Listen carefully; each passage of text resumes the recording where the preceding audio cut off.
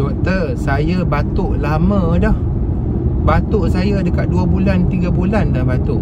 Tak baik-baik batuk saya tu. Tak tahu macam mana. Saya dah makan ubat batuk dah. Dah pergi makan ubat antibiotik dah. Dah pergi x-ray dah. Dah buat semua dah doktor. Macam-macam saya buat. Doktor kata saya semput, dah bagi ubat semput dah. Dah bagi gas pun ada juga kepada saya. Saya tak baik-baik juga doktor. Macam mana saya nak buat ni? Itulah cerita persoalan pesakit saya semalam. Dia batuk lama, dah bagi antibiotik, X-ray normal, TB pun normal, kita buat bentu test pun normal. Tidak ada tanda-tanda jangkitan kuman dan tidak ada tanda-tanda bahawa dia mengidap bronkitis ataupun asma, pharyngitis, laryngitis, virus infection of the throat, of the lungs, everything. Semua normal. Tak baik-baik juga batuk dia. Pelik sungguh. Kawan-kawan semua nak tahu apakah sakitnya? Jangan lupa subscribe dan juga follow Dr. Man dekat YouTube, Facebook, Instagram dan juga TikTok Dr. Man TDDI. Jangan lupa tekan butang bel. Ting tong. Sambung pada soalan tadi. Saya tanya kepada dia, bila batuk tu jadi? Batuk tu datang kadang-kadang doktor. Okey. Sekarang you all tengok macam mana saya nak diagnose dia. Saya tanya dia, batuk tu ada tak masa tengah tidur dia ingat balik? Tak ada doktor. Pernah tak terjaga tidur disebabkan oleh batuk? Tak pernah. Pernah tak tengah makan nasi terbatuk dan termuntah makanan keluar? Tak pernah. Pernah tak tengah gosok gigi, tengah mandi terbatuk-batuk masa mandi? Tak pernah. Pernah tak masa pergi shopping, pergi jalan dengan kawan-kawan, tengah sibuk tengok shopping, enjoy batuk? Tak pernah. Apakah maksudnya? Maksudnya batuknya berlaku kadang-kadang. Saya batuk selepas makan baru batuk doktor. Bila saya duduk baru saya batuk. Sebelum saya nak tidur saya batuk. Sebelum saya makan saya batuk. Selebih tu saya makan buat batuk tak hilang. Dan batuk tu masa tidur pun tak batuk. Sebelum tidur je saya batuk. Saya bangun tidur saya batuk balik. Itu menunjukkan bahawa batuknya berlaku pada kadang-kadang pada waktu tertentu. Waktu dia tak fokus, dia akan batuk. Waktu dia tak sedar dan tak fokus, dia akan batuk. Waktu tidur dia tak sedar, dia tak batuk. Waktu makan dia fokus dengan makanan, dia tak batuk. Waktu dia tengah mandi dengan gosok gigi, dia fokus dengan sabun, mandi semua sebagainya, dia tak batuk. Waktu dia tengah shopping, tengah sibuk kerja, busy, enjoy, happy pun dia fokus dan dia terlupa dan sekali dia tak batuk. Itulah batuk yang disebabkan oleh gatal tekak. Rasa gatal kat tekak memang mengenyam-mengenyam batuk. Rasa nak terbatuk sebabkan oleh rasa gatal. Ini adalah simptom anxiety. Simptom yang menyebabkan dia rasa gatal pada waktu-waktu yang tertentu. Waktu dia busy dia tak jadi. Waktu dia terperasan gatal-gatal kat tekak, maka dia akan rasa terbatuk dan terbatuk. Sebab itulah kenapa ubat batuknya tak berkesan, ubat gatal tekak, ubat hisap semua tak berkesan, antibiotik pun tak berkesan. Sebab itulah kenapa X-ray dan semua test-test yang dia buat itu semuanya normal. Sebab dia tidak berpunca daripada tekak dengan paru-paru. Dia punca daripada rasa tekak kat tekak, rasa gatal kat tekak disebabkan oleh simptom anxiety. Agak pelik tapi memang betul. Bila dia duduk dengan saya sembang-sembang dengan dia, awak fokus dengan saya. Dia fokus, tengok awak tak batuk. Betul lah doktor, tak batuk. Dia tak batuk disebabkan dia fokus dengan suatu benda. Jadi ada ramai pesakit saya yang datang berjumpa dengan saya, rasa apa tahu, rasa gatal kepala dia, rasa gatal kat kaki, kat tangan, kat tekak, dekat telinga, dekat mata, dekat kepala. Ada pesakit saya berumur 10 tahun, gatal kaki kanan, daripada kaki kanan sampai ke peha pada setiap malam pukul 8 hingga 10 malam.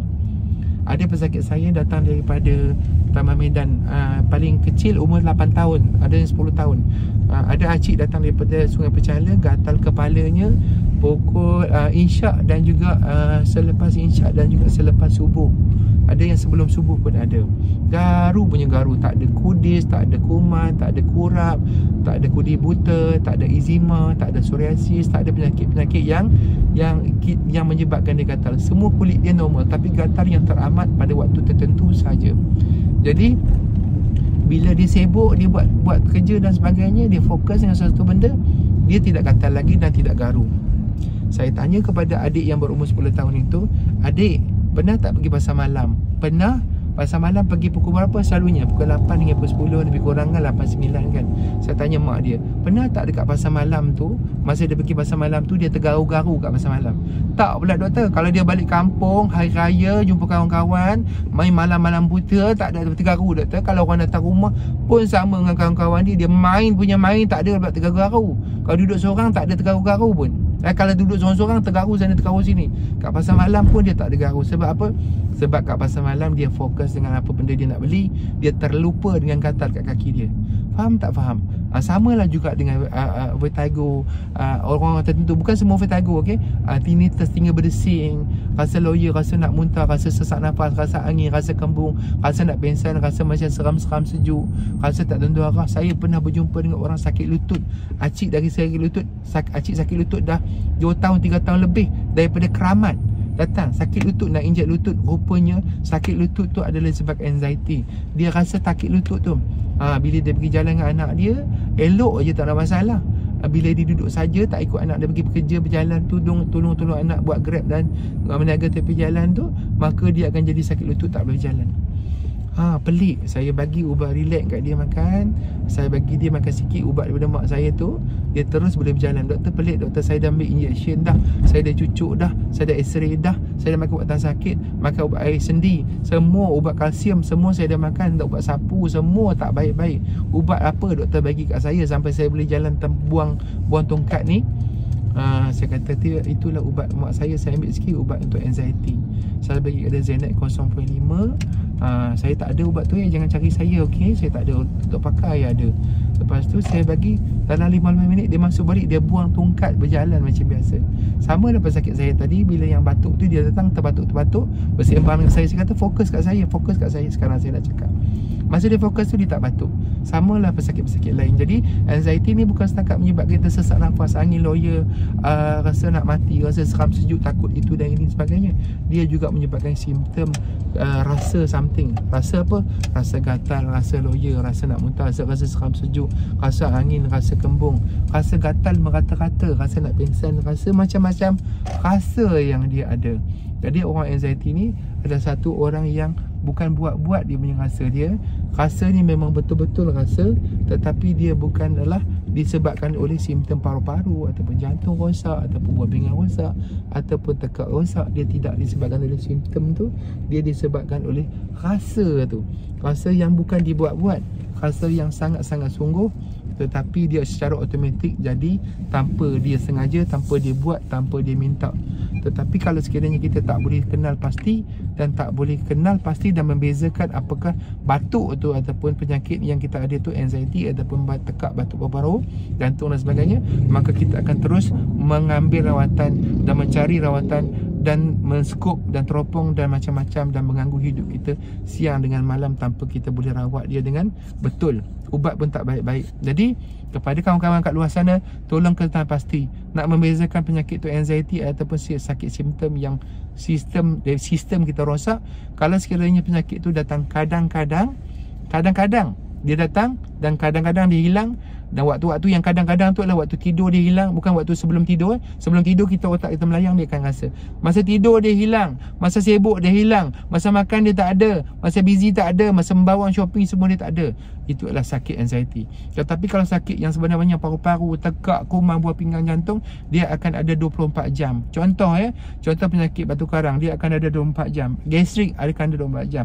GERD akan ada lah sepanjang hari dan malam. Tidur pun ada. Asma dia akan ada batuk malam. TB batuk sepanjang hari, walaupun tengah makan pun akan batuk keluar makanan bersembuh-sembuh. Nak gosok gigi pun bersembuh-sembuh, terbatuk mandi ke, shopping pun tak boleh. Penyakit yang ada 24 jam siang malam, demam 24 jam itu dan sebagainya, itulah penyakit yang bukan anxiety. Anxiety cuma datang kadang-kadang saja. So kenali diri kita supaya kita dapat elakkan dia, rawat dia menjadi orang yang boleh merawat dengan betul. Termasuklah saya, yang ada anxiety ini. Saya sharing. Jangan lupa follow Dr. Man dekat semua YouTube, Facebook, Instagram, TikTok. Jangan lupa subscribe. Terima kasih banyak dan Assalamualaikum. Tunggu lagi,